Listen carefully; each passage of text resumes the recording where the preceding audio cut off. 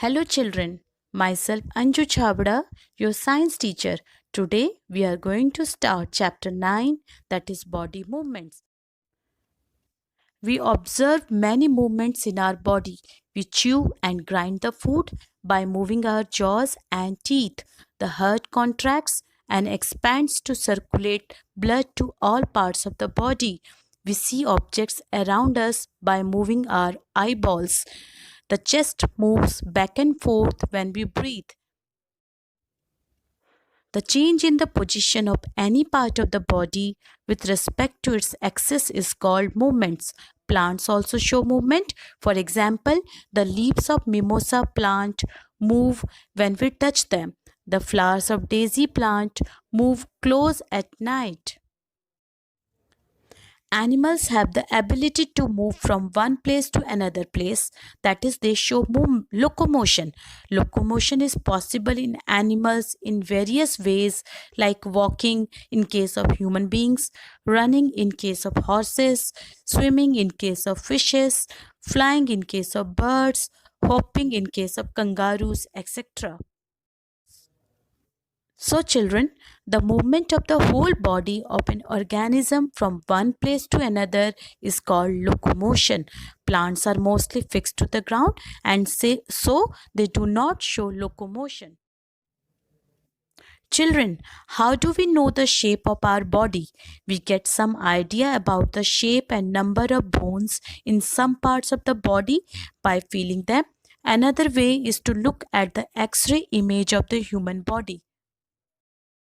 The framework of all the bones in our body is called the skeleton.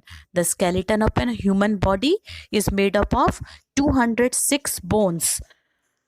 A child has more bones than an adult person, but as the child grows, some of the bones fuse together and reduce in number. The skeleton has the following main functions. It gives shape and support to the body. It gives protection to the delicate internal organs of the body. For example, the skull protects the brain, the rib cage protects the heart and the lungs, the backbone protects the spinal cord. The third important point is it helps in the movement of our body parts. The fourth one, our bones are filled with soft substance called bone marrow. Red and white blood cells are made inside the bone marrow. The human skeleton consists of 5 parts: skull, backbone, rib cage, limb bones, and girdles. The skull is the bony structure on the head. It is made up of 22 bones. Out of these, 8 flat bones form the brain box or cranium, which encloses and protects our brain, and 14 bones form the shape of a face. All the bones in the skull are fixed. The lower jaw is the only movable bone in the skull. The backbone forms the main axis of the skeleton. It is made up of 33 small ring-shaped bones called vertebrae. These small bones join together to form a strong column called vertebral column. It protects the delicate spinal cord. It also supports to the body. There are 12 pairs of thin and curved bones called the ribs. These bones form a rib cage which protects the heart and the lungs. All the 12 pairs of the ribs are joined to the backbone at the back. The last 2 pairs of the ribs are free at the front end and are called floating ribs.